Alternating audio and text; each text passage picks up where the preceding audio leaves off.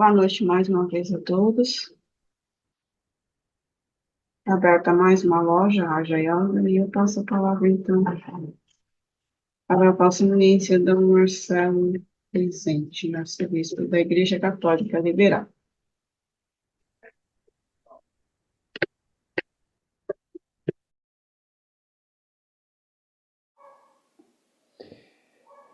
Boa noite a todos.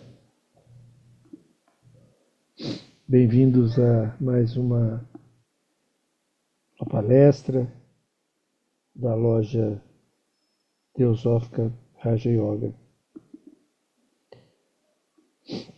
A proposta nossa hoje é uma palestra que nós vamos fazer na forma de reflexão sobre o tema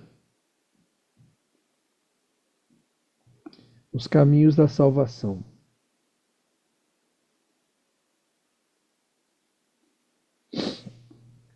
Para que a gente possa falar sobre os caminhos da salvação, a gente precisa primeiro pensar um pouco sobre salvação.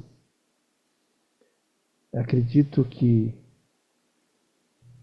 as pessoas tenham uma imagem, uma ideia sobre o que seria ou o que pode ser salvação. E a gente sabe que conforme a cultura, conforme a afinidade, conforme a característica de cada um, essa expressão vai ter ecos de forma diferente. Para o cristão vai ter um peso, uma forma de entender. Esse cristão, nós temos dentro do cristianismo várias divisões, dentre as grandes divisões aí o catolicismo, o protestantismo, que vão ter visões também diferentes sobre a salvação. Além disso, em outras religiões, como o budismo, o islamismo, o hinduísmo, o budismo, o judaísmo, para cada uma, o significado da salvação será diferente. Nós estamos numa cultura judaico-cristã e apesar da diversidade de crenças, acabamos tendo uma influência muito forte do pensamento cristão. Mas vale a pena a gente dar uma pensada, uma discutida sobre como as outras, os outros grandes grupos, né, tratam a salvação. Mas vamos começar então pelo significado da salvação. O que é a salvação? Por que se fala em salvação? Salvar o que e de quem? E para quê? Esse é um termo que se fala bastante, mas eu acho que vale uma reflexão sobre salvação. Alguém teria algum conceito sobre o que seria salvação ou o que a gente deveria salvar? Alguém gostaria de comentar alguma coisa sobre o termo? Porque afinal de contas nós viemos aqui hoje para pensar sobre isso, né? O tema que atraiu vocês foi a salvação. E, bom, a gente precisa entender o que é isso e para que isso serve. E se nos serve de alguma coisa, né? Alguém tem alguma. Gostaria de colocar alguma coisa sobre a palavra salvação?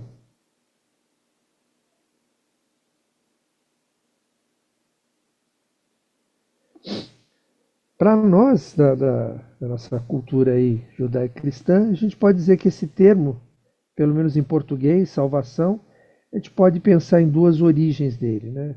Uma origem talvez grega, uma origem talvez latina, ou talvez das duas. Em grego, salvação é sotéria. Sotéria, ele traz a ideia, algumas ideias embutidas em sotéria, que seria cura ou remédio, redenção talvez, mas está ligado a curar. Curar algo que talvez esteja doente. No latim, o termo vem de salvare, que é salvar. E salvar também está relacionado a salus, que é saúde. Né? Ou seja, salvar é algo que não está bom, que você vai restabelecer ou vai curá-lo para que ele volte a uma forma mais original, que era mais saudável. Então, salvação está ligado de alguma forma à saúde ou à cura.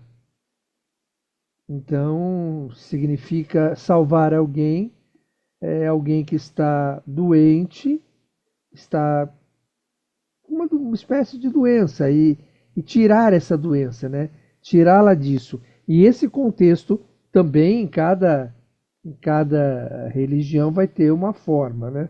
Agora, se a gente vai curar algo, a gente primeiro precisa pensar no que a gente vai curar.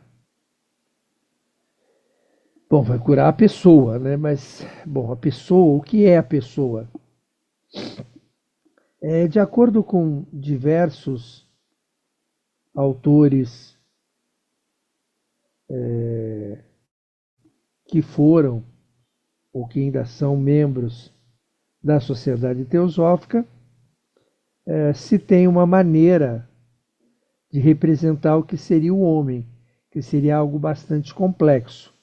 Se nós formos diminuir essa complexidade e pensar simplesmente na nossa tradição judaico-cristã, Paulo nos diz que o homem é um composto de corpo, alma e espírito. A gente sabe que o corpo é algo bastante complexo, que dá para a gente se aprofundar em suas características e suas funções.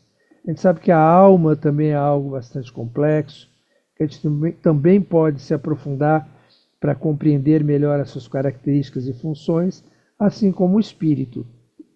Então, nós podemos subdividir esses três grandes grupos de corpo, alma e espírito em algo, fatiar mais, né? Fatiar mais vezes para que a gente possa compreender melhor. Quanto mais a gente fatia, melhor a gente compreende. Né? Quando você tem um corpo humano e você quer compreender suas funções, o pessoal parte realmente para fatiar, né? Tirar os pedaços, dividir os pedaços, para tentar entender o cérebro, o olho, o pulmão, o rim, o fígado. O problema é que quanto mais a gente fatia, é claro que melhor a gente compreende as partes que compõem o todo e melhor também a gente compreende a complexidade do corpo. Ao mesmo tempo, quanto mais fatiamos, mais nos distanciamos do homem vivo, do homem que nos fala. Né? A gente acaba se distanciando, mas é uma maneira didática de tentar compreender melhor e mais profundamente o homem. Mas voltando para o corpo, alma e espírito, vamos deixar só nesses três para facilitar nesse momento, em especial porque eu não trouxe uma apresentação formal, né, uma apresentação feita através de um PowerPoint. Então, para que a gente possa facilitar, não vamos dividir tanto, vamos ficar em corpo, alma e espírito. Bom, se a gente vai salvar ou se a gente vai curar, a pergunta é: vamos salvar ou curar o corpo, a alma ou o espírito? Nós podemos curar o corpo, mas o curar o corpo não se enquadra no conceito filosófico ou teológico da salvação. Então, o corpo eu acho que fica fora dessa história aí, do conceito que a gente está querendo abordar, né? Tudo bem, quando a pessoa é diabética e come açúcar, a maneira de salvá-la é afastá-la do açúcar. Dá para falar da salvação do corpo, mas esse não é o nosso objetivo. Então nos resta aí a alma e o espírito. A alma e o espírito são dois conceitos complicados para compreender, porque a gente sabe que, em especial após o século XIV, pelo menos a igreja, né, e aqui na nossa cultura ocidental, fez muita mistura e muita confusão, porque como a gente não vê a alma e não vê o espírito, a gente acaba confundindo os dois como a mesma coisa. Eu acho que a maneira mais simples da gente tentar compreender isso é voltando lá para Gênesis, né? Pelo menos também dentro, usando aí como base a nossa cultura judaico-cristã. Se a gente for para outras culturas, a gente vai ter outros, outros mitos, outros símbolos que falam da criação humana. Mas dentro da nossa, a gente sabe que Deus fez o homem à sua imagem e semelhança, do barro, e soprou sobre ele. Então, eu costumo entender que a imagem e semelhança de Deus que existe no homem é seu espírito. Então, seu espírito é divino, é a própria presença de Deus dentro dele. É aquilo que tem de perfeito dentro do homem, é o seu espírito. O corpo é o barro. O corpo é aquele que é frágil, que quebra, que morre, né, e que não tem uma duração muito longa, além de algumas dezenas de anos, e ele morre. Então, o que nos sobra aí no meio para a gente pensar em salvar é a alma, porque salvar o espírito não faz sentido, pois se ele é a imagem e semelhança de Deus, não há o que salvar. Ele já é a própria perfeição. O ponto oposto, que é o corpo, que é o barro, esse é naturalmente mortal. O que nos resta, de um modo geral, não só na visão judaico-cristã, mas na visão de um modo geral nas outras religiões, é a alma. É a alma que precisa de salvação. A alma é aquela que está aprisionada entre o que está embaixo com o que está em cima, entre o barro e a imagem de Deus, entre a matéria e o espírito, entre o próprio corpo e a própria divindade. A alma é a verdadeira crucificada, né? Porque ela está presa entre os dois. A nossa alma, ou ela se volta para o mundo exterior, para baixo em relação ao mundo, ou ela se volta para dentro ou para cima em direção à perfeição de Deus. E aí nós temos então a alma é que precisa ser curada. As pessoas, alguém tem alguma reflexão que gostaria de fazer nesse momento sobre isso?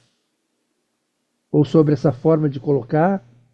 Alguma coisa que concordem ou discordem, que gostariam de fazer alguma colocação? Essa Irmão turma está Marcelo, essa turma tá muito quieta. Diga, irmã irmão Samila. Marcelo, Diga. eu também concordo com você que nós devemos salvar a alma, porque é óbvio, se você conseguir salvar a sua alma, então tudo melhora, o físico e o espiritual. Eu concordo plenamente. Bom, partindo disso, dessa visão, nós precisamos entender então o que nós podemos fazer para a salvação de nossa alma. É claro que a gente O conhece. Ronaldo levantou a mão. Opa, pode falar. A minha pergunta é sobre as características da alma e do espírito, né? Se a alma tem as mesmas propriedades que o espírito. Sua pergunta é boa, mas a resposta dela demanda quase uma palestra.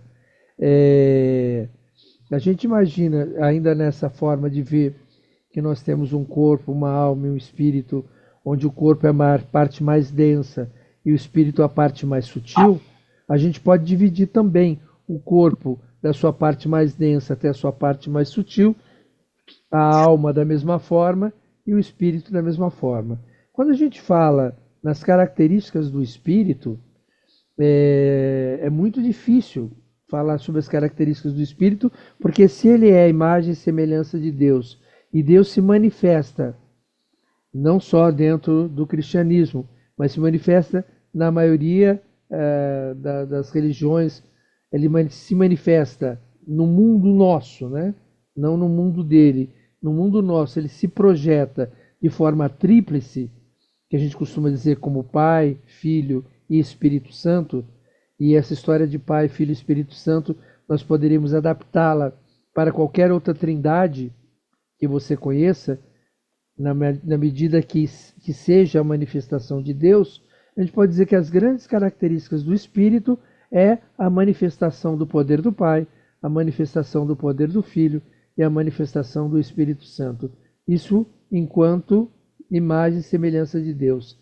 Já as características da alma,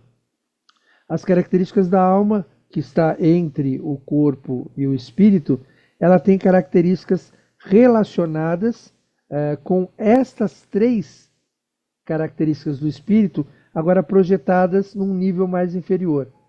Então, a capacidade de uma compreensão profunda da unidade, né, que seria uma mente abstrata, isso é uma característica da alma.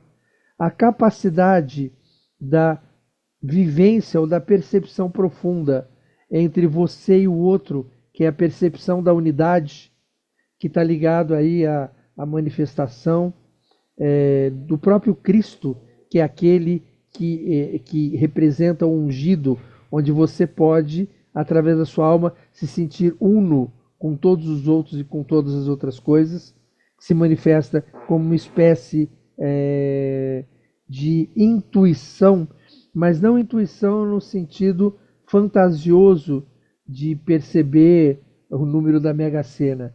Intuição no sentido de saber como as coisas são, não através do pensamento, mas através de uma consciência direta. Então eu tenho na alma a característica de um pensamento mais profundo e abstrato, a característica de uma percepção além do pensamento, que está relacionada diretamente com a fé, ou com a percepção direta da verdade, e o terceiro aspecto aí, que a gente poderia colocar da alma também, que é a força da vontade, a expressão que nos leva a continuar nesse caminho, né? Essas são três características aí da alma, mas para que a gente pudesse se aprofundar nesse tema e dissecar melhor o ser humano, eu acho que precisaria de mais tempo. A gente pode relacionar as três características da alma, eu acho que também, de forma cristã, é fácil perceber, que é a fé, a esperança e a caridade ou o amor. Então, essas visões, né, da fé, que é essa compreensão que está relacionada com os poderes do Espírito Santo no sopro divino. Essas características da fé, que nos dá essa percepção mais abstrata, as características do amor, que nos leva à percepção da unidade, e a característica da esperança, que é aquela força que nos mantém, né? Aquele impulso divino que nos mantém no caminho. Dá para fazer muitas relações, mas eu acho que nesse momento, para não deixar você sem essa visão,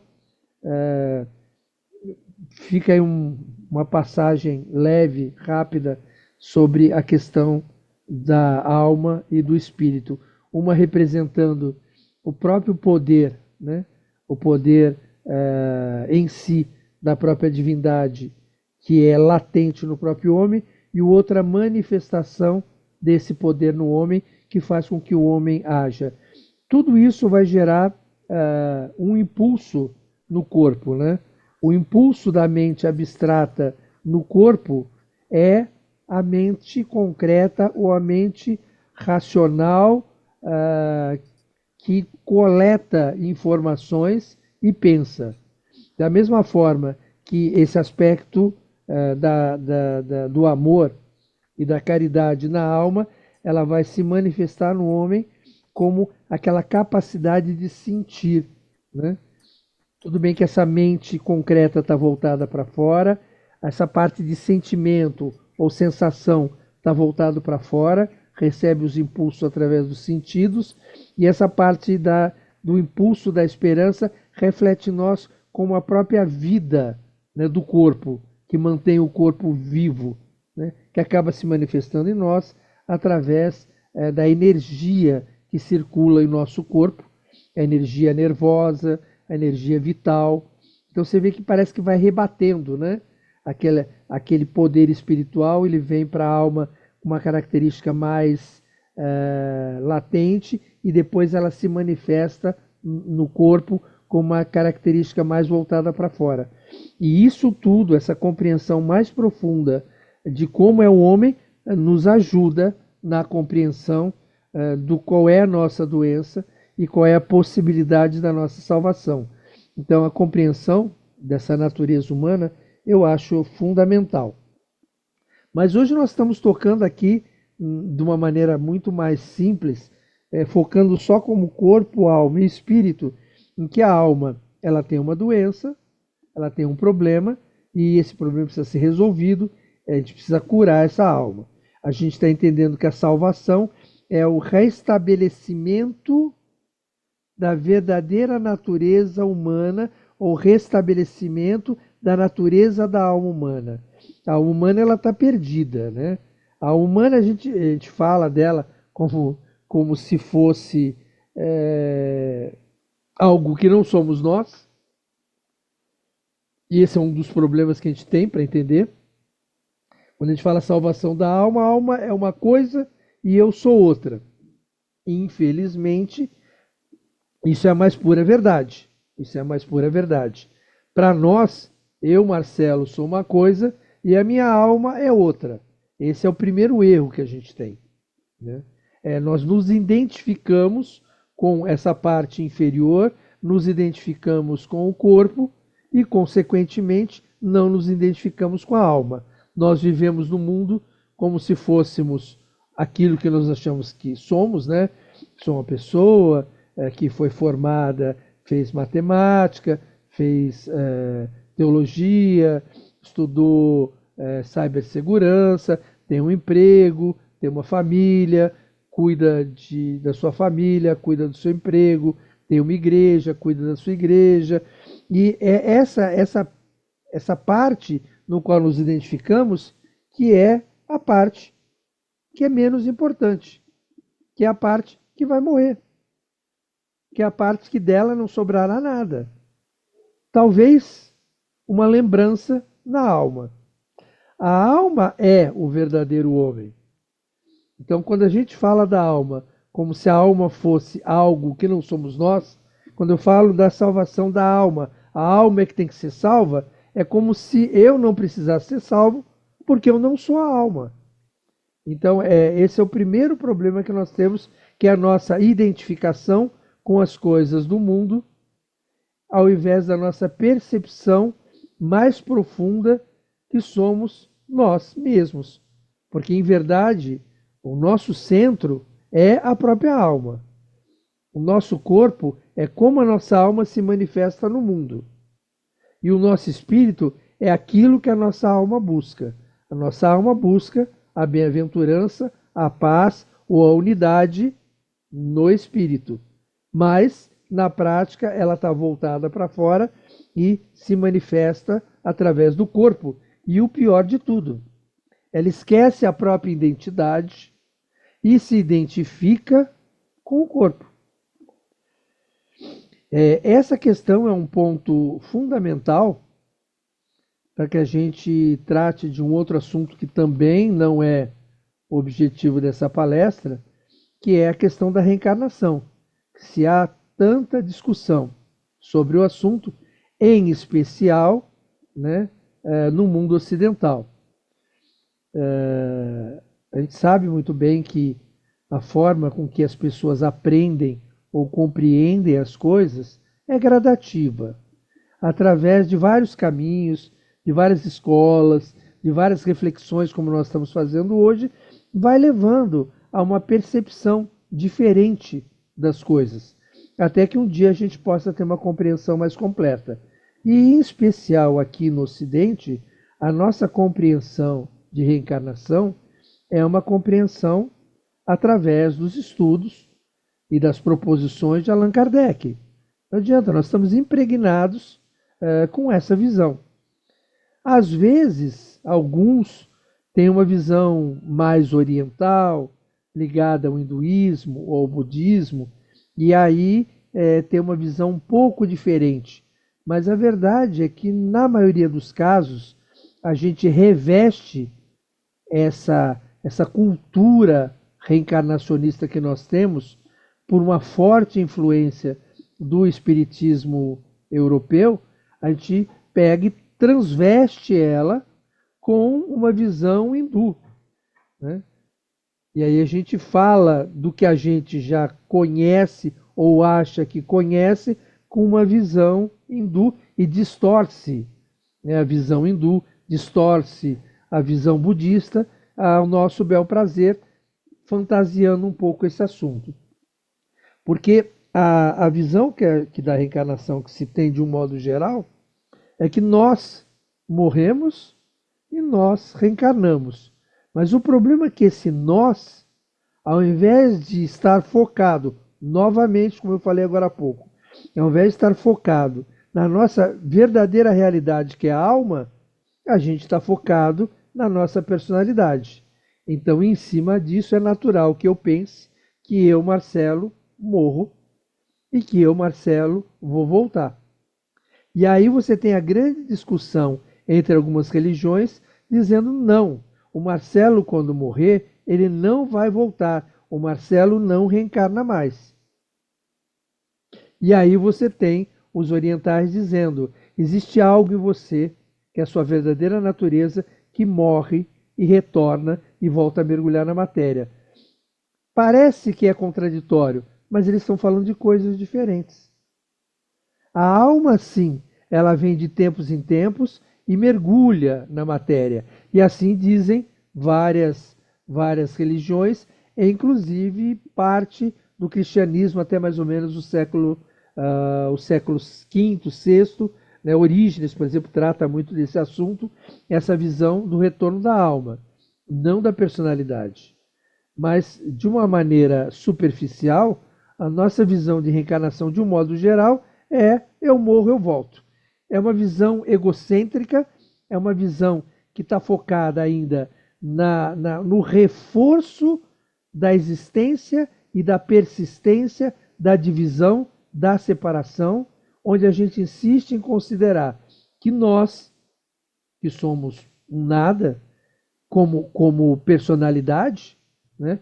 E que nós sim vamos perdurar e nós vamos voltar. É uma força egóica que tenta dar uma sobrevida àquilo que não é real, aquilo que está separado. Por exemplo, quando você trata de assuntos como a realização espiritual, samadhi, satori, bom, como vocês quiserem chamar, né? A salvação final, a realização da salvação, tem muita gente que tem dificuldade de compreender, né, a analogia quando se diz que nós somos uma gota. E quando nós nos realizarmos espiritualmente, nós vamos cair na fonte da água, que é o oceano. Nós, gota, cairemos dentro do oceano. E aí a pessoa fala, mas espera aí, e como é que eu, gota, vou viver dentro do oceano?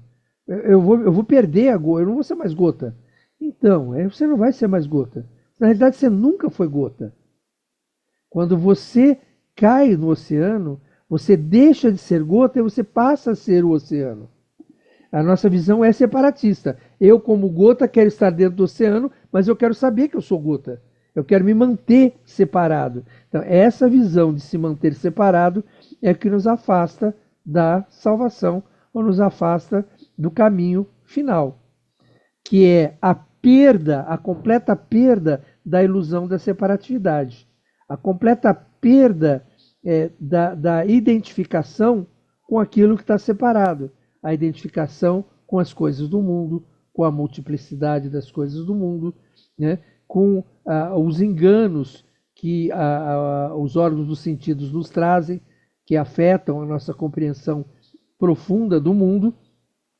E para poder a gente ter melhor essa percepção, é na medida que a gente vai se espiritualizando. Espiritualizar na realidade, se desidentificar, tirar a sua identificação com as coisas do mundo, ir voltando para o seu centro, para a sua própria realidade e compreensão do que você realmente é, de você mesmo, para dali dar mais um passo em direção à unidade. Então é o caminho de sair da multiplicidade, caminhar para uma compreensão da sua realidade e a partir daí você poder ter um mergulho ou um salto final em direção à unidade, que é o espírito. Aí sim, é o espírito. É quando a alma e o espírito se identificam. A gente, se for olhar a analogia e os exemplos que você tem em outras religiões, a gente tem um exemplo bastante interessante, que é a questão final da vida do senhor Gautama, o Buda, quando ele tem a sua última tentação, que é Mara, e que é essa dificuldade de dar esse salto no vazio, essa dificuldade de largar aquilo que você é para ser muito mais do que você sempre foi, que está relacionado dentro também da visão evangélica na questão da última tentação de Cristo e tudo mais, que é quando você chega no finalzinho, você fala, mas agora eu não quero. Eu não quero porque você colocou a palavra eu primeiro, já estragou tudo, né? Eu não quero. O eu é o que estraga. Porque eu é uma percepção separada em relação à unidade. E qual é a nossa briga, o nosso caminho? É eliminar esse eu, né? E como é que faz isso? Bom, aí cada religião vai propor uma forma de você conseguir atingir essa realização.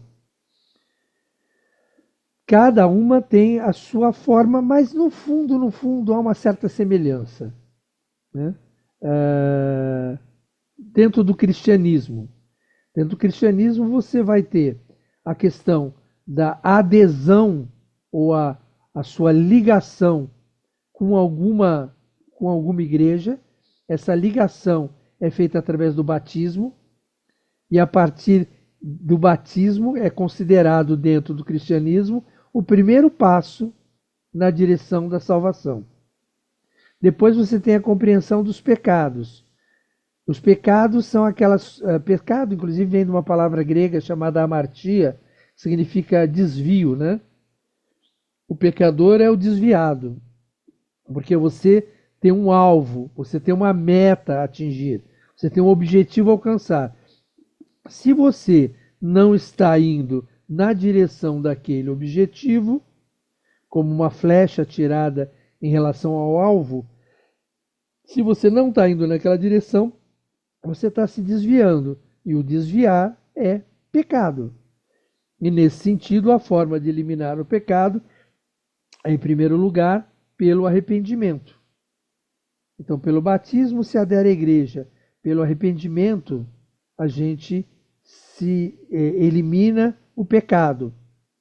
E em relação a arrependimento, pecado, daqui a pouco eu vou fazer já que eu entrei no problema da reencarnação, vale a pena entrar também no problema do pecado. Batismo, o arrependimento para eliminar os pecados. A fé que é possível, né? A fé em Jesus Cristo, acreditar que é possível, que Cristo fez isso e nós também podemos fazer, né? Que Cristo era Filho de Deus e Ele nos falou sobre a morte e a ressurreição e nós também podemos atingir e, ao mesmo tempo, através dessa fé, seguir o seu caminho, os seus ensinamentos que estão relacionados com amor a Deus e amor ao próximo. O islamismo também vai falar sobre a declaração de fé, né, que é aceitar ou acreditar em Alá como seu Salvador, em realizar as 5 orações diárias, que é uma maneira de você manter uma relação profunda, uma ligação com Deus e, consequentemente, não uma relação com o mundo, lembrar-se que você é filho de Deus, né, que o mundo nos faz esquecer.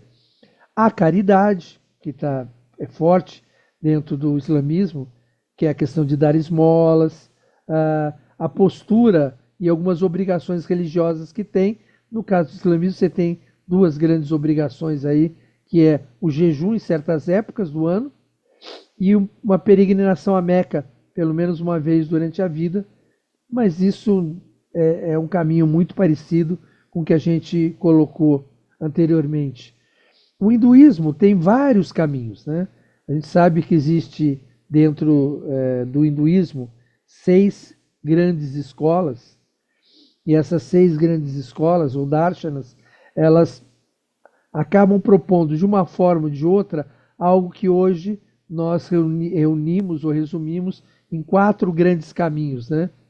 O caminho da ação, o caminho da devoção, o caminho do conhecimento ou um caminho de meditação, né, que é mais conhecido por todos como Karma Marga ou Karma Yoga, Bhakti Marga, Jnana Marga, Iraja Marga. São 4 grandes caminhos aí que vão estar propostos dentro do hinduísmo como maneira de atingir moksha, que é a salvação, e, consequentemente, se livrar do sofrimento ou dos ciclos de nascimento e renascimento que os indianos vão chamar, aí, o pessoal do hinduísmo vai chamar de samsara.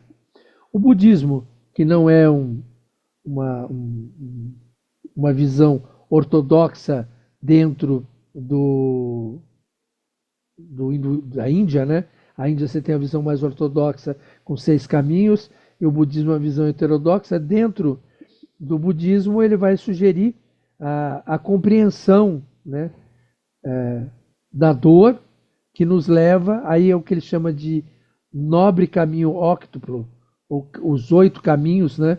Uma compreensão reta, uma intenção reta, uma fala reta, uma ação correta. Então, uma série de ações de vida em que você tenta levar a vida de uma forma, não com o jogo do mundo, mas um caminho que te aponte para algo superior e, consequentemente, também dentro do budismo, além dos nobres, o conhecimento, a compreensão da morte, da doença e da impermanência, esses caminhos óctuplos e, claro, seguir os ensinamentos de Buda, que vai ter a prática de meditação e a busca da sabedoria, que é a proposta do budismo. Dentro do judaísmo, nós temos também a sua proposta. Ele vai falar de como você deve agir, e ele vai colocar também uma parte moral relacionada aos mandamentos que aparecem dentro da Torá, ou o livro sagrado, o Pentateuco, que vai trazer os ensinamentos de Deus, né? O arrependimento, que faz parte, inclusive, uma das festas judaicas, que é o perdão, que é a compreensão, o arrependimento, a oração, né, o pedir perdão, e ações de bondade, ações de justiça. Então, de um modo geral, todos vão ter uma proposta que, através de uma crença, né, que te leve a uma compreensão mais profunda, que possa fazer com que você se arrependa, né, e a partir daí, espelhado na vida de um grande mestre que você julgue que vale a pena seguir, levar a vida em imitação a essa nobre alma que trouxe essa proposta de salvação. O caminho diferente da salvação é continuar no mundo. E de todas essas escolas, a que nos traz de forma mais clara e objetiva o problema de ir no caminho contrário da salvação.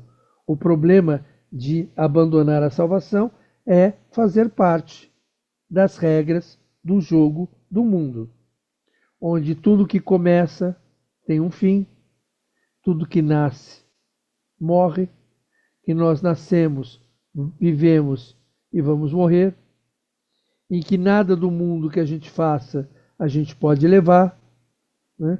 E isso, inclusive, a conclusão disso leva, entre outras coisas, às vezes, até a criminalidade, a descrença que é possível a cura e que é possível essa salvação é o oposto da busca da unidade, é o cada um por si. Então eu vou viver da forma que mais me interessa, eu posso fazer o que eu quiser, porque não há punição, isso não existe, e a pessoa cada vez vai entrando e enveredando por uma situação de cada vez mais sofrimento. Dizem que as 3 grandes formas de evolução da alma é ou o sofrimento, e através da dor, de tanto doer, a pessoa cansa da dor e busca uma outra alternativa. A segunda forma que a gente pode seguir é da imitação. Olha, aquele cara fez assim, deu certo. O outro fez assim, deu errado.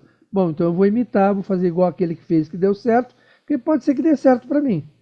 Então, através da imitação, você pode ter menos sofrimento, né?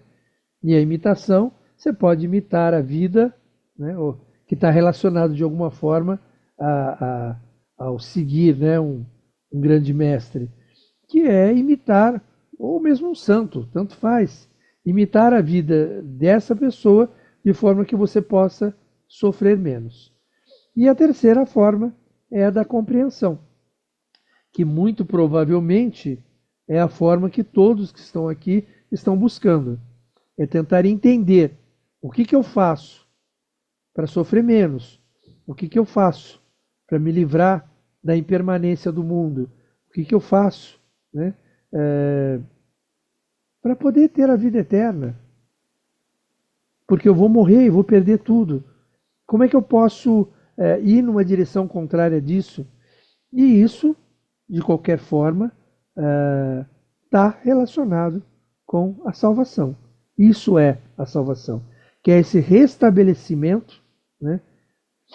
Essa cura desse erro ou desse desvio que nos leva à situação que nós estamos. Quando eu falei agora há pouco que eu queria voltar no conceito do pecado, é porque, novamente, por influência da nossa cultura mais calcada, né, nessa visão mais espírita, de um modo geral, ou outras pessoas não espíritas, mas uma visão mais antiga, uma visão mais anterior ao cristianismo, imagina o pecado como algo aparentemente similar a karma. Que karma e pecado é a mesma coisa. Karma significa ação. Tudo que você faz gera uma ação. Essas ações podem ser positivas ou negativas. Pecado é tudo aquilo também que você faz em alguma direção. Se for em direção ao alvo ou objetivo final, ela é positiva. No karma a gente vai dizer que toda ação que é feita com base no Dharma, ou na justiça, ou na lei, é uma ação positiva. E que as ações que são feitas contrárias, né, ao Dharma, elas são negativas. Dentre essas visões negativas, aí nós podemos discutir o conceito do bem e do mal, mas a discussão do conceito do bem e do mal fica muito mais complexa essa questão. Da mesma forma, o pecado é eliminado e pode ser eliminado através da correção do desvio. Se você tem como objetivo um alvo e você se desvia do alvo, você está em pecado. Como se elimina esse pecado? Se voltando novamente em direção ao alvo.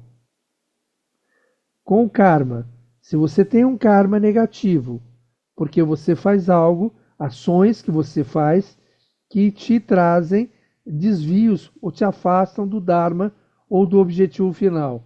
Como se resolve um karma? Da mesma forma, se alinhando novamente ao Dharma, à lei e voltando ao estado original. A grande questão de discussão entre o pecado e o karma é que, de um modo geral, para nós que temos, às vezes, mais afinidade com a filosofia oriental, a gente imagina que karma explica melhor. Porque karma é algo que a gente vai colocando, tem muita gente que eu já vi dar esse exemplo, como se fosse umas bolinhas colocando numa cesta. Né? Cada karma que eu vou fazendo, eu vou colocando a bolinha na cesta. Quando eu faço um karma bom, eu vou tirando a bolinha. Quando essa cesta estiver vazia. Isso é um exemplo péssimo, que muita gente usa. Né? Porque esse exemplo não exprime nem uma verdade mais profunda e nem a própria filosofia original. Se vocês pegam, por exemplo, o Bhagavad Gita, Krishna vai dizer a Arjuna que assim como um graveto lançado ao fogo ele vira cinzas, da mesma forma todas as ações feitas na presença de Krishna se tornam cinzas. Ou seja, o próprio Krishna propõe a Arjuna a possibilidade da eliminação ou da destruição do karma. Karma não tem a ver com matemática. E a gente acaba projetando uma visão mais espírita, vamos dizer assim, de um modo geral, mas espírita no sentido de mais matemática sobre essas questões. E aí passa a ter dificuldade na compreensão ou na aceitação da eliminação do pecado. Ah, como é isso? O pecado vai ser eliminado? O pecado não pode ser eliminado. Aqui se fez, aqui se paga. Bom, para começar, o aqui se fez, aqui se paga, não é uma visão cristã. Não é uma proposta de Cristo, que tem como propósito o perdão, o arrependimento e o perdão. Da mesma forma, o judaísmo vai propor o arrependimento e o perdão. O hinduísmo também trabalha da mesma forma. Então, essa visão maniqueísta, essa visão da velha lei do talião, né, de dente por dente, olho por olho, não é uma filosofia profunda, muito menos, nem faz parte da teologia das grandes religiões. Então, os pecados podem sim ser eliminados, assim como os karmas podem ser eliminados. Agora, o como é que elimina é que existe um processo. E aí cada escola vai ensinar ou vai sugerir o seu processo de eliminação. O cristianismo também propõe, através do catolicismo, um método de eliminação. E esse método de eliminação começa com arrependimento. Quando você tem a percepção profunda do erro. Não é assim, errei, tudo bem. Não, não é isso. É uma compreensão profunda do erro, onde você se arrepende profundamente daquele erro e sabe que fez errado e que não deveria ter feito, e a partir daí propõe a você mesmo que você não vai mais cometer aquele erro. Ou seja, você se livrou daquilo. É como se você tivesse um vício e você diz, não, eu não quero mais, sei lá, vamos pegar qualquer coisa aqui, fumar. Não quero mais fumar. Mas aí continua fumando. Não, mas eu sei que isso é ruim, eu não quero mais fumar. E continua fumando. Enquanto isso, você está cometendo esse erro. A hora que você toma a decisão, né? Eu sei que esse exemplo é muito ruim, né? Muito grosseiro, muito mundano. Mas você toma uma decisão profunda de que não vai mais fumar, porque você sabe que aquilo faz um mal muito grande, entendimento pela compreensão, ou que aquilo está te fazendo mal, entendimento, né, pela dor, ou que a gente sabe que as pessoas que fumam morrem antes, sei lá, estou inventando qualquer coisa. Então eu vou novamente imitar, por imitação eu não vou fumar, não importa. Se você se livrou daquele vício e você toma a decisão de não fumar mais e não fuma mais, acabou esse erro. Ah, mas o pulmão ainda ficou sujo e aí isso vai trazer uma consequência. Gente, tudo que a gente faz na vida tem uma consequência. Mas essa consequência não é a punição pelo ato cometido. A consequência é a consequência natural de todos os atos que se cometem. Isso faz parte da vida. Mas não é assim que a punição vem para poder a pessoa sofrer aquilo que ela fez errado. É essa compreensão que é uma compreensão, no meu modo de ver, errônea, né? E aí, vamos pegar, por exemplo, dentro da igreja, o sacramento da absolvição. A pessoa que se arrependeu profundamente, que conseguiu exteriorizar, o que é algo muito difícil. Aqueles que já fizeram terapia, ou que fazem, ou que tiveram alguma relação com a psicologia, sabem o quanto é difícil para uma pessoa admitir a outro um erro que ela tinha. Mas ela conseguiu verbalizar isso para alguém, para um padre, na confiança de que ele não vai contar isso para as outras pessoas. E que ela, ainda por cima, fez um compromisso de não cometer mais o erro. E ela vai cumprir esse compromisso. O que resta ao sacerdote, a não ser dizer para ela, vá em paz, seus pecados estão absolvidos. Quem absolveu o pecado não foi o padre. O padre só deu o conforto a ela. E é esse conforto que é a verdadeira absolvição, que só serve e só irá funcionar se todo o resto funcionou. Não é assim, fiz um pecado, vou lá, confesso, ele dá absolvição, no dia seguinte eu faço de novo. Não, não houve. Ele continua em pecado e continua em erro. Então, é possível a eliminação do pecado se você seguir todo o processo que leva à eliminação do pecado. Assim como dentro do karma, assim como dentro da visão indiana, através de uma mudança de vida, você consegue mudar o seu futuro, né? É mudando a forma com que você faz as coisas que você vai mudar o resultado. Fazendo sempre da mesma forma, você vai ter sempre o mesmo resultado. Se o resultado que nós temos hoje nós não gostamos, a forma que tem é mudar o jeito com que nós fazemos. Mas será que é o outro jeito que eu vou fazer é melhor que aquele? Bom, enquanto vivemos na ignorância de não saber qual é o melhor, na ignorância de não saber qual é o correto, o que nós podemos fazer é tentar, né? Para que a gente possa tentar mudar, a primeira coisa que nós temos que ter é a percepção da ignorância. É a percepção que o que nós somos, o que nós fazemos, não é o que tem de melhor. Porque se nós achamos que aquilo que eu faço e aquilo que eu sou é o melhor que tem, ótimo. Mas não tem como caminhar para lado nenhum. Você não vai caminhar para lado nenhum. Ótimo. Estou satisfeito do jeito que eu sou, estou satisfeito com as coisas que eu faço. Tudo bem. Sem problema nenhum. Mas também não vai caminhar para lugar nenhum. E se você está sofrendo, se você tem dificuldades, a forma que a gente pode tentar é dizer, veja, eu devo estar fazendo alguma coisa errada. Não sei o que, mas eu devo estar fazendo alguma coisa que não está correto. Como é que eu mudo? Não sei, isso é cada um. Ninguém pode mudar pelo outro, né? A única dica que eu, nessa minha jornada toda, né, que eu tenho nesse sentido, para a gente poder caminhar na direção correta, a única visão que eu tive até hoje sobre o assunto é essa questão da multiplicidade e da unidade.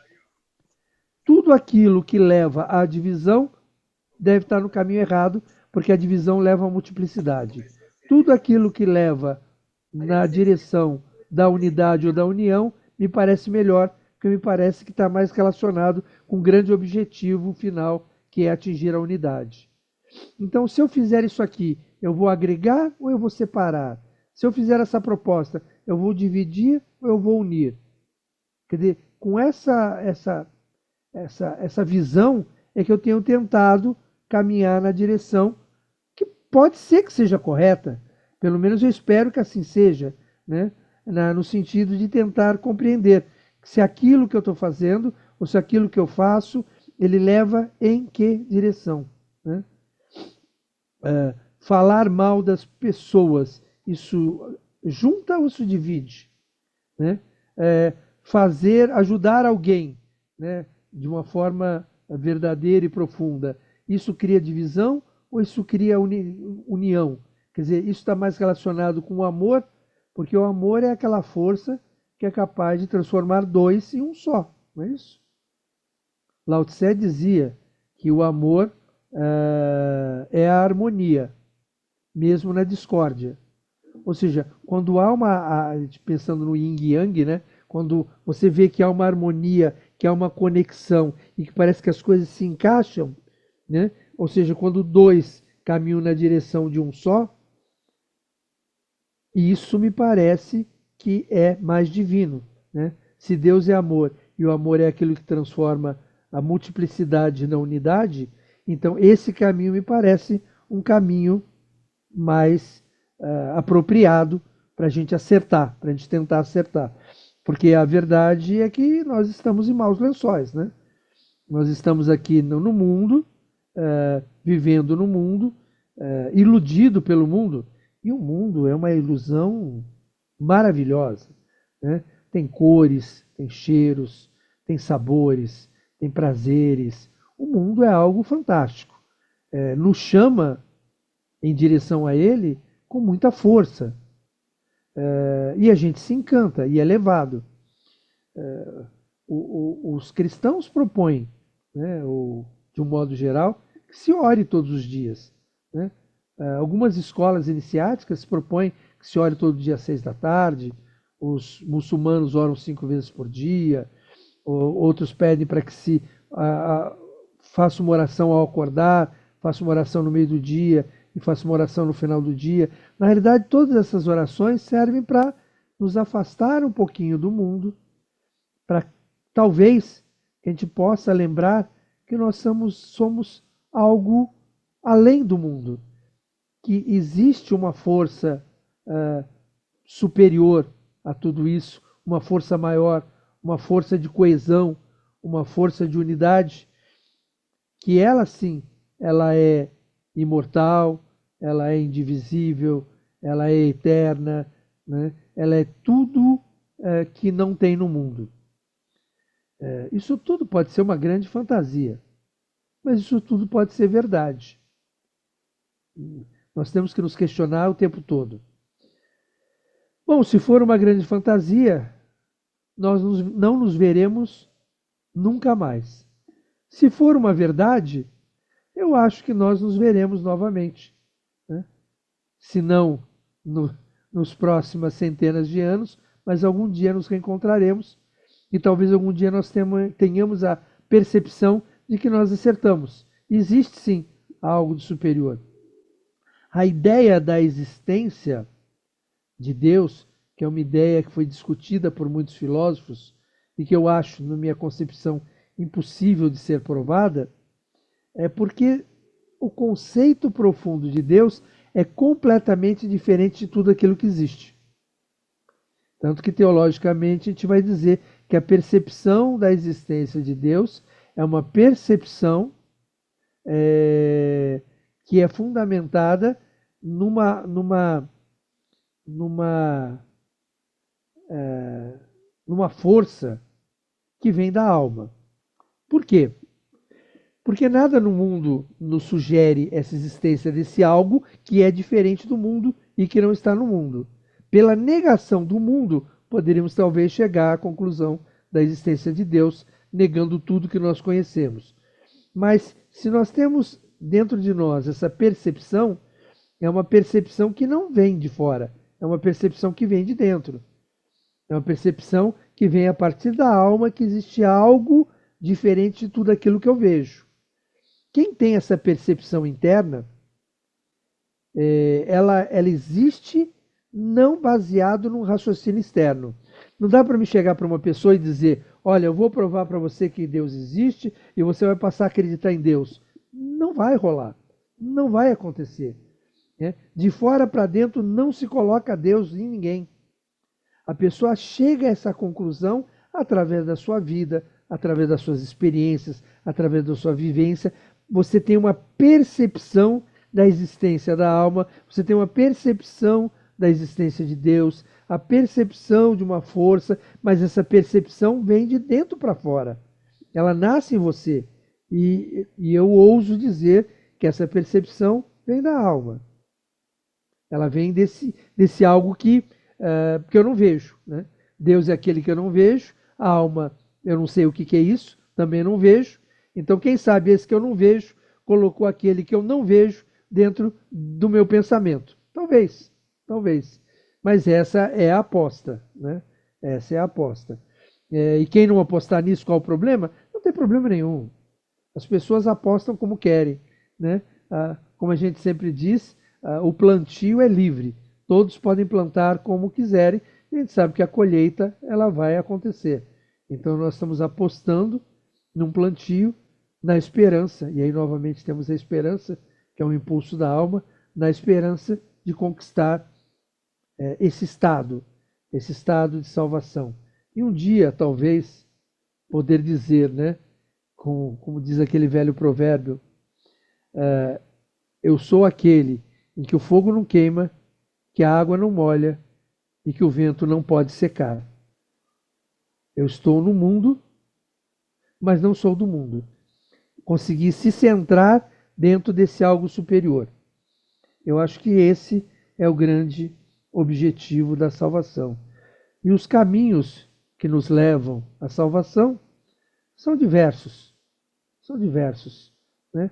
A grande maioria das escolas, a grande maioria das religiões, a grande maioria dos mestres nos propõem coisas que parecem distintas e às vezes são distintas por características de época onde ele esteve e da cultura onde ele esteve.